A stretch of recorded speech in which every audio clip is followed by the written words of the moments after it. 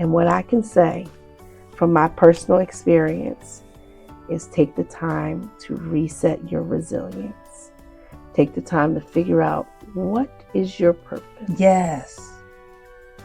And you may come up with a whole Venn diagram of all different things, another bucket list, and then cross out the things that really don't seem doable, but are just aspirational. Yeah. And cross out the things that are your real passion. Wow. So maybe your passion is making sure that other people succeed or that your community succeeds, because that's where I am. Oh, See, I lean into God blesses the cheerful giver. Yes. Deep. Yes. And once I realized that just isn't just a cliche saying for me, it's what I do. Right. That's my passion. Yes. So how can I lean into that passion? So lean into your passion. Oh, yes. And that will be your purpose. Yes. And that will come in so many different layers till it is you. Yes. At your core. Oh, I love that. You have any final comments or thoughts or anything that you want to share? I would like to remind people that you have to have self-compassion for yourself. It took me years to understand that. I've always had empathy for others, compassion to show that Christ-like love, but it took me a long time for the success story of showing compassion to myself to be just as important and critical to my day-to-day. Have compassion for yourself, because empathy and leadership walk hand in hand. And prioritizing yourself and your resilience without guilt. It takes time, but it's necessary. Yes. In this day and time, when everything seems spiraling. Yes. Or everything seems like it's dire or it's dreadful. Nurture yourself by blocking stressors, whether that stressor is the TV, a person, place, or thing. Yes. Whether that stressor is watching the news. Mm-hmm. Whether that stressor is those people at work. Yes. Protect your peace. Yes. By any means necessary. Make sure that you have harmony. Yes. Before it takes you to the brink of death. Yes.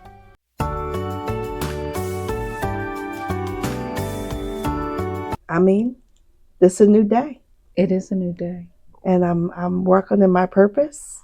And I am taking this time that I've reset to be more resilient. Yes. To be more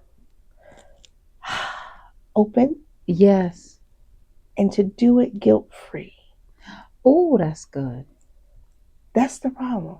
I think every time I tried to kind of reset before, I felt guilty about it, like I was taken from somebody else. Yes. Because it was from me. Yeah.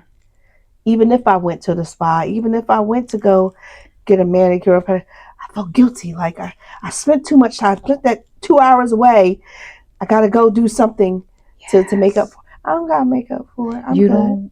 And you know, the manis and the petties, that's that superficial layer of self-care, but that deep work that you've been doing with your therapist, the setting, the maintaining boundaries, the not putting yourself in a box, allowing yourself to discover who you fully and truly are, walking in your authenticity. See, when we walk in our authenticity, when we discover who we are in God, what our purpose is in God, and we stand in that and we walk in that, that attracts the people that are meant to be attracted to us. When we're walking in our full authenticity. Yes. So at that talk, you were walking in your full authenticity, and that TED Talk coach, he was drawn to you. I barely had a voice. Barely had a voice. I barely had a voice. And someone asked me to post it, and I finally posted it on my Instagram. I saw it. And I was like, you were powerful.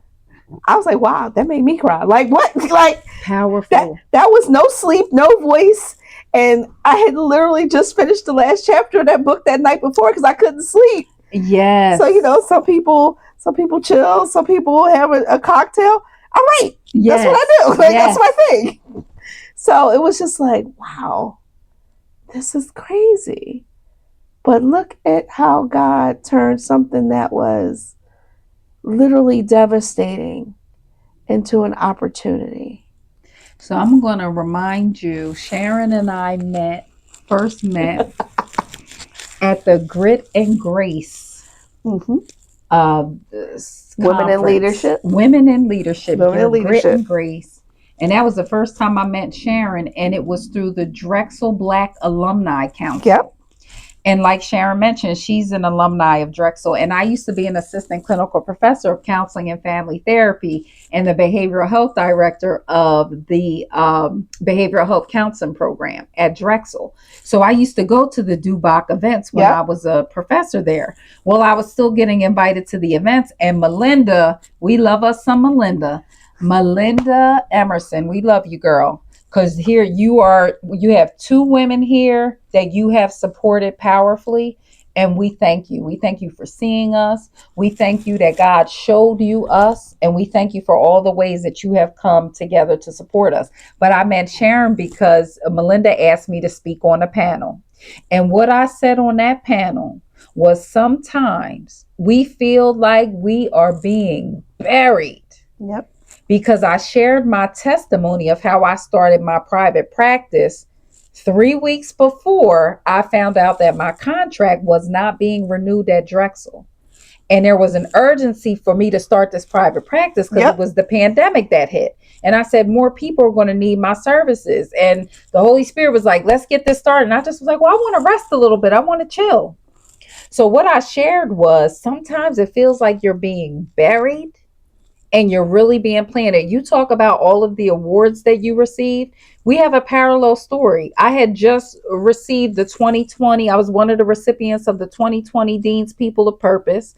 I had just, out of 3 faculty, out of the entire College of Nursing and Health Professions, my research proposal was selected. So I had just won a $10,000 research scholarship. And then it was like, oh, the pandemic hit. We can't renew your contract. Huh? Yeah, that's what do you mean? So that same, yes. What? The same, what do you mean? Like, didn't I just win this award? Didn't I just do this? Wait, didn't I prove the validation, the value proposition for my work? Didn't I get a good review? Make this make sense. Yes. And that's when you gotta go, okay, something else is going on. Something else is going on. But have your way, Lord. Have your way, Lord, because we're going to trust you, God. I gotta trust you, because this is weird. Very weird. But Sharon, just think, and you're early in your process, so I know. So just know, we call it the adjustment period. The first 90 days after anything major happens to you, when something major happens, is what we would call an adjustment period. So you're going to be going through a lot of ups and downs, a lot of emotions. There's grief and loss involved. Okay, there's stages of grief and loss, but there's an adjustment period. So you might find yourself feeling depressed, anxious, or sad, racing thoughts, losing your energy, eating too much, eating too little, not sleeping much, sleeping too much. You're going to find yourself going through these adjustment periods. So also be very kind to yourself. But I want to encourage you, sis. I want to encourage you right now.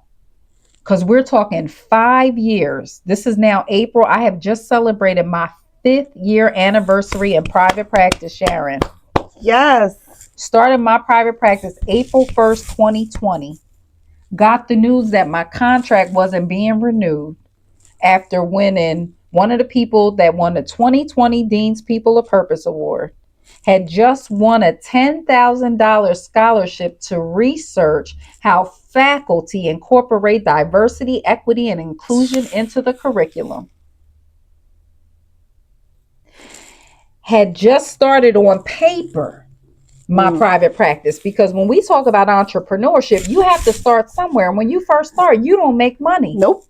So all of those things, oh my God, I have a mortgage to pay. How my contract's not being, because we depend on that monthly salary that we The get. corporate shackles is what I call it. The corporate shackles, and it'll keep you shackled. You're looking at your 401k. Oh, well, I have a 401k here, and I get this amount of money, and I have this benefit and that, and all of these things go through your mind. But let me be here to encourage you. 5 years later, let me tell you, I am living my most authentic, most best life. My light is not dimmed by anyone or anything.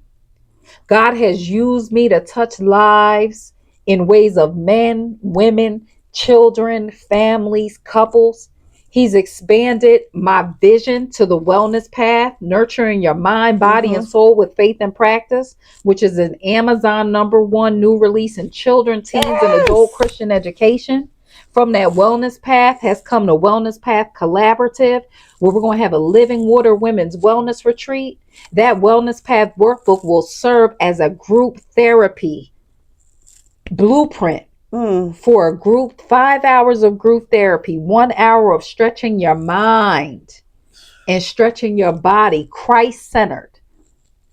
I wouldn't be here if I was still stuck in a corporate box of, okay, you be an assistant clinical professor of counseling and family therapy, and you be the behavioral health counseling director. Sometimes when we feel like we're being buried, we are being planted for purpose. You haven't even seen, this is the tip of the iceberg. We're here celebrating your accomplishments. This is the tip of the iceberg, baby. Wait until you see what God does over time and how it evolves, how your vision evolves. My advice to you is to keep your solitude with God, because one thing is, I heard you talking and you're turning your pain into purpose. And I know I'm that same way. Oh no, let's get this book written. We're going to work on this initiative. We're going to work on that initiative. But we do have to find solitude with God. We have to enter God's rest. That's actually what the Bible says, to enter God's rest. You have a good point, because the owner of the hair salon I go to, she noticed I canceled some appointments. Yes. And I had been doing that intentionally. I'm like, I just need to just stay in the house. I'll figure it out. Yes.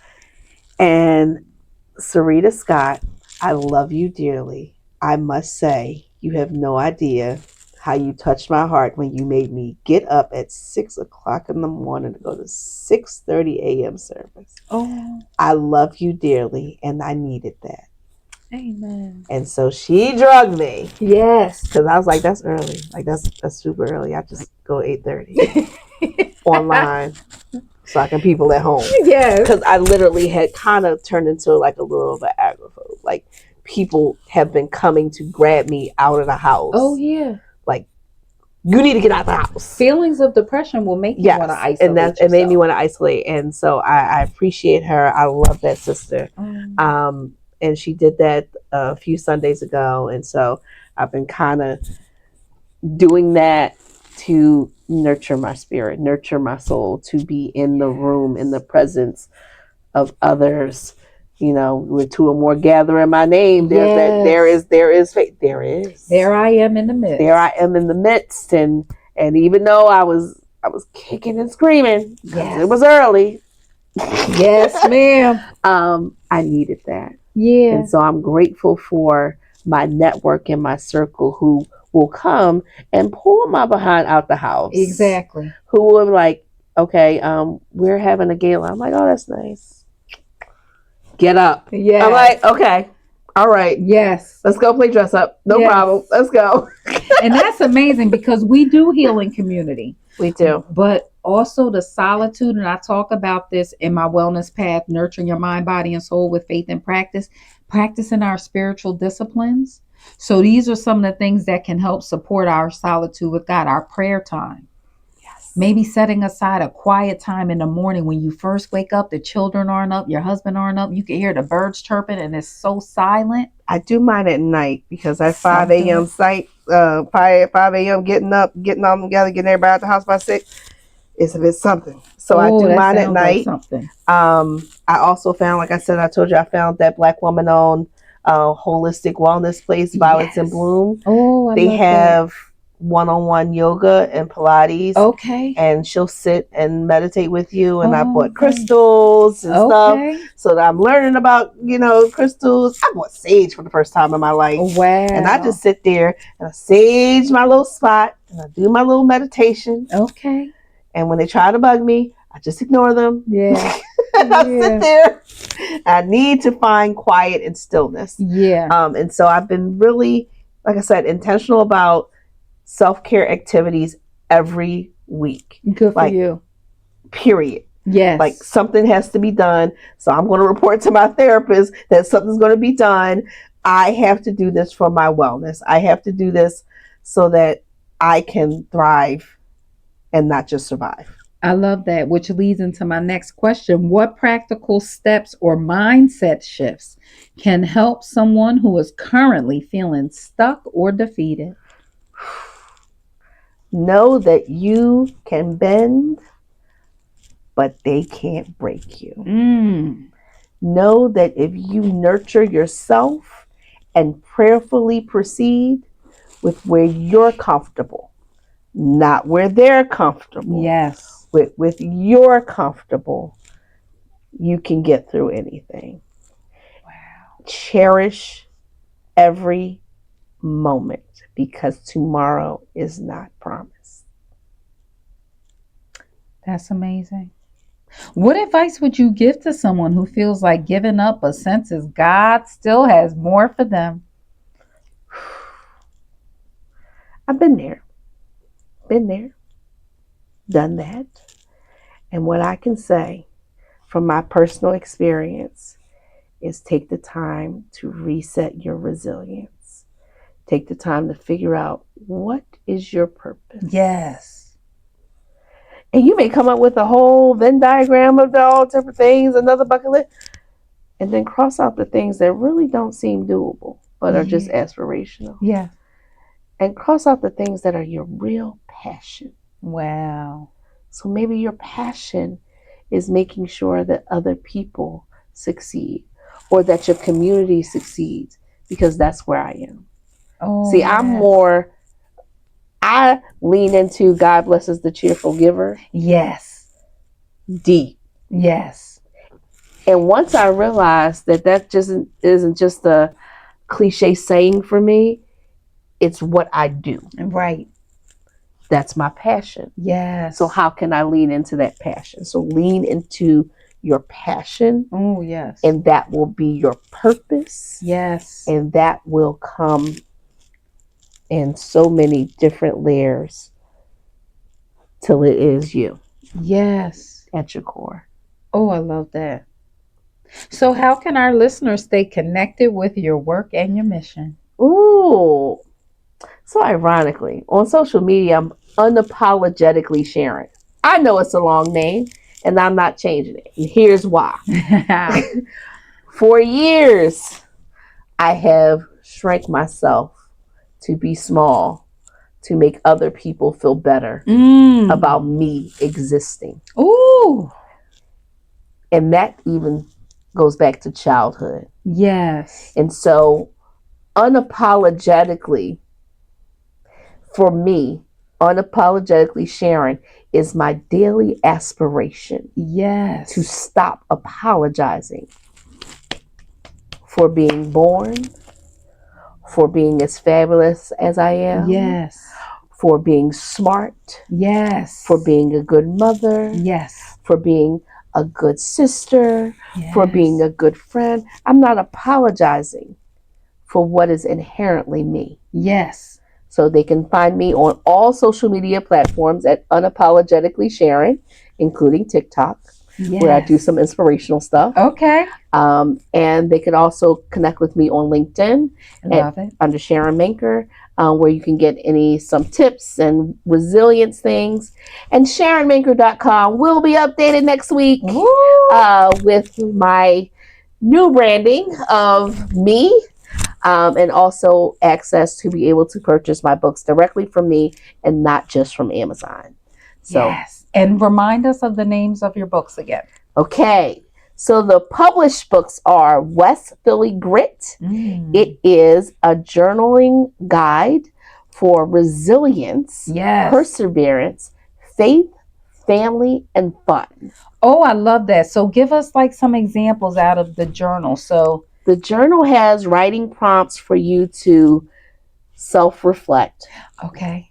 on you. Yes. On, okay, here is something about perseverance. It'll say, give me a time when you felt like you needed to persevere, but it felt like there was no way to. Yes. And so you just journal it. And in the beginning of the book, it says, this is not just a book for you to share. This is a book for you. This is your story. Yes. So that journal is literally to become your story. Yes. Whatever you write in there is personal. Whether you want to share, that's on your own. But it is a personal journey. And so I give workshops on that book as well. Okay. The next book is Lily from West Philly. That's Lily from West Philly is a motivational story from kids. That book, and I hope it's okay for me to share, is dedicated to my West Philadelphia neighborhood. Oh. It's dedicated to about 15 women in my neighborhood on Webster Street in West Philly. Wow. Including my old crossing guard, Miss Thomasina Kaysen, including Miss Barbara K. Wynn, who taught me how to type. Yes. And who used to show me how to read different books. Yes. Who showed me how to buy my first stock at 16. Oh. She has passed away. To all the little old ladies on the block. Yes. Grandparents whose grandkids I grew up with. They're in there. To the little old ladies on the block who used to yell at other kids but loved me. Yes. They're in there. They're all in there. All in there. Miss Scott, Miss Hugera, all of them. I dedicated it to those women of Webster Street in West Philly who sewed into me.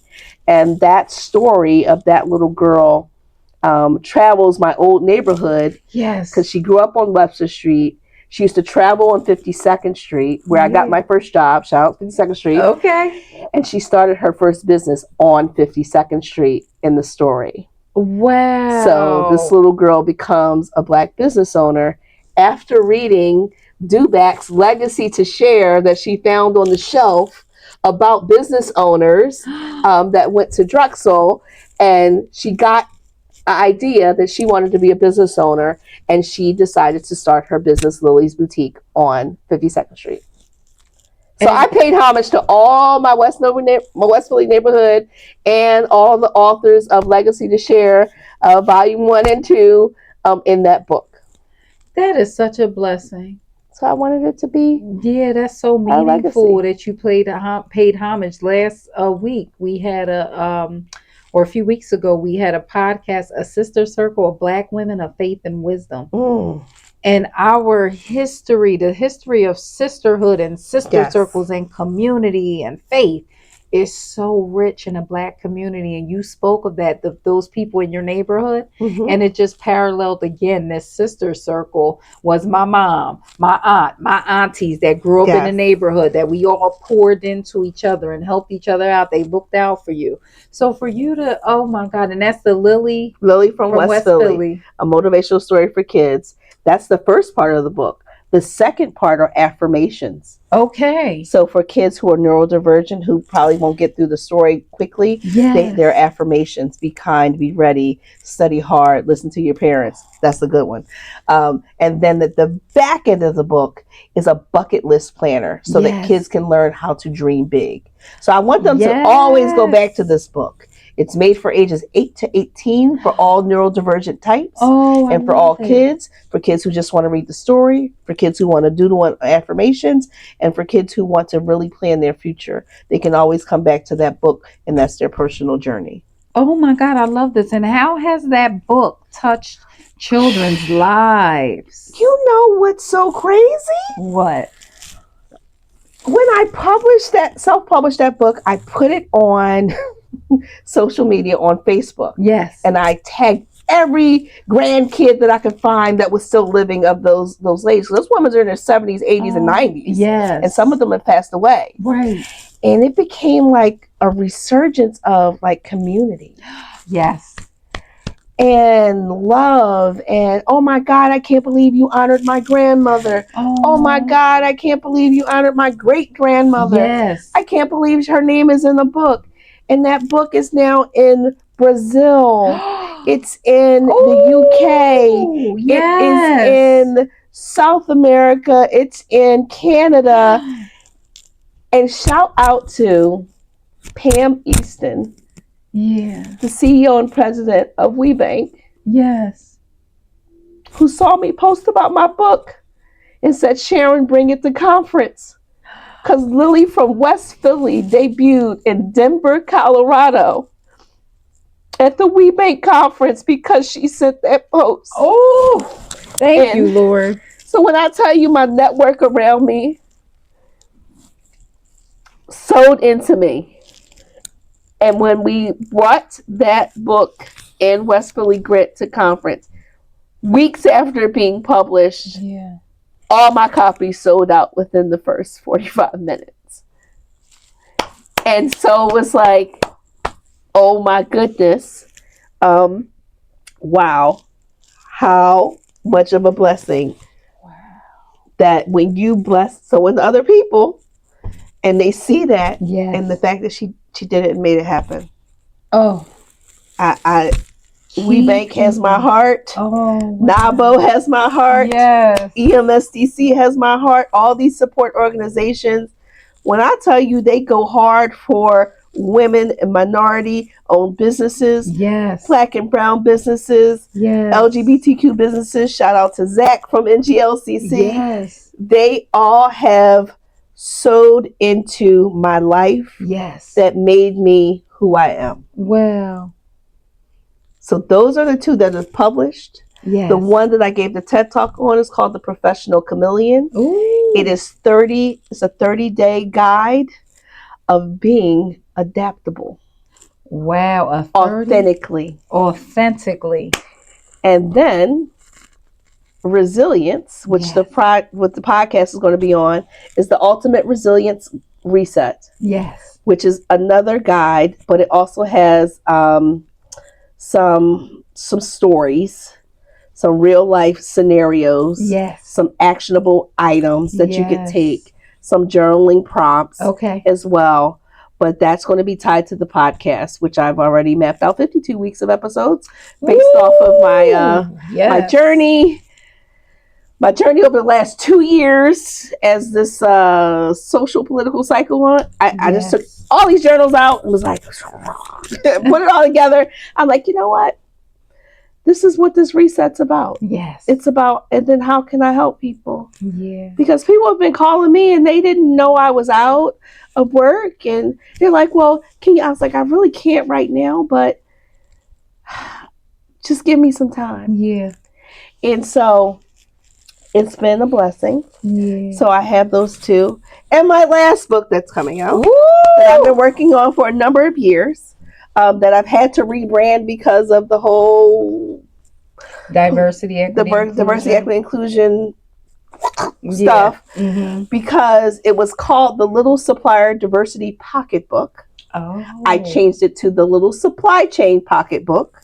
It is a guide for entrepreneurs, students, business owners, and supply chain professionals. I unlocked all my 24 years of supply chain experience. I put that into a guide. It's not read a story about what I've been through. No, ain't none of that. There are terms, there are guides, there are how to dissect KPIs when publicly traded corporations say this. This is what they can say publicly, but this is what we actually mean. It's like, do this, but don't do that. Right. Okay. I put that in the guide, and questions that students from both Drexel and Temple University, their supply chain organizations, those students ask me stuff all the time. I kind of took all those notes and put it into a book that I have been collecting for a few years. And so I held off on, I literally was going to publish that book in November before the primaries and all the election stuff. And I said, I'm going to wait. God said, be still. Like, Ecclesiastes chapter 3, verses 1 through 8. And now I just started adding a section on what the tariffs mean for diverse businesses. Wow. And how can they combat that? How can they work with the support organizations? What they can do? And it's just a guide. This is where you need to go. And then things that are no longer there, no problem. This is where you need to go. This is where you need to call. This is what you need to be doing. Yes. This is what you need to be connected with the African American Chamber, the Asian Indian Chamber, Right. the Hispanic Chamber. Whatever you need to do to meet your dynamic, here's where you need to go. Yes. And so I'm trying to have that done by the 29th. By the time of the conference and my new award announcement. So, woo, new award announcement, y'all. It's coming. It's coming. Sharon, it has been such an honor and such a blessing to have you come and to share your story of resilience and resetting and turning your pain into purpose, and even coming to speak about your testimony so fresh into this transition. It had to happen. I felt like, so I was watching some of your other podcasts on my journey, right? Yes. So I watch your podcast. I watch Angela V. Harris's podcast. Okay. I watch Melinda's podcast. Yes. So you all have different purposes and different walks. And what's so crazy is all these people have a Drexel connection. Just shout out. Wow. I'm also on the Drexel LeBeau business board, business alumni board. So, you know, I support my network, right? So I'm sitting there, and at some point every week I watch somebody's podcast, right? Yes. And I was just like, well, what am I do next? Well, maybe I should wait. No, tomorrow's not promised. It's not promised. Today can't be repeated, and tomorrow's not promised. So I was like, well, if that happens on Friday, I'm going to do this on Saturday. Yeah. Let's make this work. And so I'm just walking into restoring my peace. Yes. My harmony. And then having fun with my kids and doing stuff. Because I just want to be around to spend time and memories with them. Yeah. And we didn't talk much about your husband. I want to give a shout out to your husband. Because husband said, listen here, baby. You need to sit down somewhere. Yes, this ain't that. And he's an introvert. So it's very interesting when he finally speaks up, like, this is going to kill you. Yeah. Like, you've been making dinner and not eating. You've been just lethargic or just... And see, he's really connected with you. Because to pick that up, you know, the Bible says two are better than one. Mm-hmm. Because when one falls, the other can pick the other up. And so your husband saw you falling, and he's like, wait a minute, my baby's not and she's not the one that usually falls. She's the one that carries everybody. And that's typically the one who ends up with these chronic health conditions and these chronic diseases because you're taking care of everybody else and neglecting yourself. And he said, you held it down when I went to school, when I finished my MBA. I got you. We'll figure it out. Yes, the tuition will get paid. We'll figure it out. Husband. We if we don't have another income, we will figure it out. Yes. But what we can't figure out is you not being here. Oh my God. That was the kicker for me. When I had to say to my doctor, I said, at this point, I don't know what to do. And I told her what he said to me. She said, he's right. How long have you been married? 16 years. 16 years. We have a beautiful love story. Oh, man. We dated for 4 weeks. What? He proposed to me. We got married 4 months later. And we are 16 years in. Wow. And you guys are the exception to the rule. We have learned and we have watched. So now this is good. So you guys have learned and watched. So it sounds to me like I hear you saying you and your husband grew and elevated together. Yes. So it wasn't just one person elevating and the other feeling left behind. Nope. You and your husband leveled up together. Sounds like y'all did the tough work to work things out. Yes. We pushed each other because we are both first generation college grads. Yes. We pushed each other because we did not we grew up in chaos, we say. Okay. In both our upbringings. And we say we never wanted that for our kids. And so we work very hard to make sure that they have experiences and opportunities Yes. that we didn't. Oh, that's a blessing. And a blessing that you and your husband are on the same page with that. Yes. And that you guys work together. So how many children do you guys have? 2. One boy who just turned 16. Okay. And one girl who just turned 14. Oh. And 2 fur babies. Yes. We have 2 pugs, one that's 8 and one that's 4, Muffin and Gizmo. And they're probably on me somewhere. But I always say they're always my accessory because they're always in my hair. Right. But yeah, that is our family. Wow. Yep. I'm so happy that you have that supportive family and that you have a supportive community. Yes. And just again to highlight, all of the seeds that you've sown over the years have really blossomed and bloomed and planted and supported you in ways that you could have never imagined. Never imagined. At a time that you didn't even know that you would need it. Nope. But going back to Ecclesiastes chapter 3, 1-8, to everything, there's a season and purpose under heaven. A time for this and a time for that. And that same week where I got that call about that work change, and then I got that opportunity to just speak, another business owner apparently who had heard me speak and who I had sowed a seed into somehow years ago offered me her studio so that I could do this podcast. Oh, that's a blessing. Didn't know what was going on with me, hadn't spoken to me in years. Yes. So shout out to Miss Angela Tyler. Oh, Miss Angela. Angela Tyler, she's been amazing. And she's like, I need you to help me reconfigure some stuff with my business. I said, as soon as I'm able, I will help. Yes. And I will do. She has this amazing product, like hair product. Okay. I don't know about hair. I have locks. No, nothing. Okay. But I had reached out to her years ago, apparently, to get help with my daughter's hair. Because I don't know how to do hair. Okay. Yeah. So, it's okay. But her product helps to grow and strengthen hair. Mm-hmm. And I needed to figure out like breakage and all that stuff. And so she has been a godsend. Wow, that's She's like, I remember you reached out to me before about her hair. And I was like, can I bring her? Because I don't know what's going on. Yes. Please, can I bring her? See, not only will your blessings help you, but they'll help your children as well. Mm-hmm. Wow, that's amazing.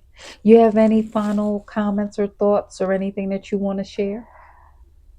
I would like to remind people that you have to have self-compassion for yourself. It took me years to understand that. I've always had empathy for others, compassion to show that Christ-like love, but it took me a long time for the success story of showing compassion to myself to be just as important and critical to my day-to-day. Have compassion for yourself because empathy and leadership walk hand in hand.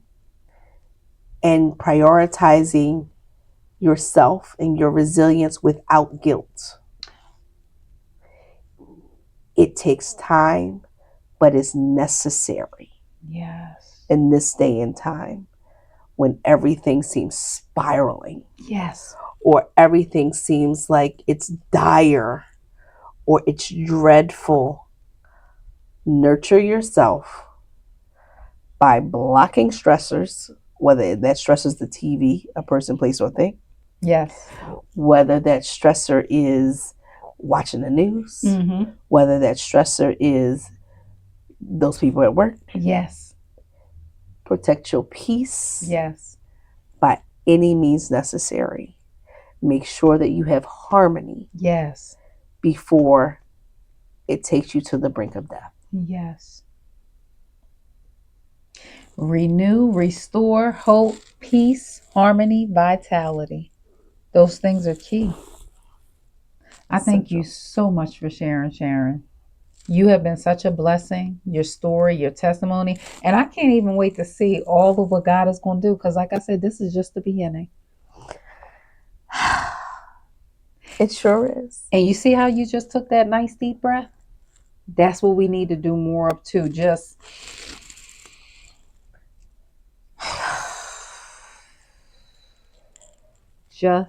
breathe.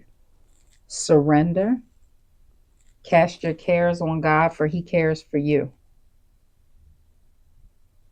Take some moments where you go, I surrender all. Yes. Yes, you got to do it. Surrender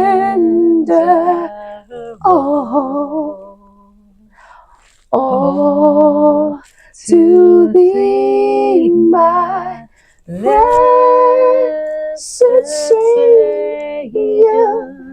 I surrender all.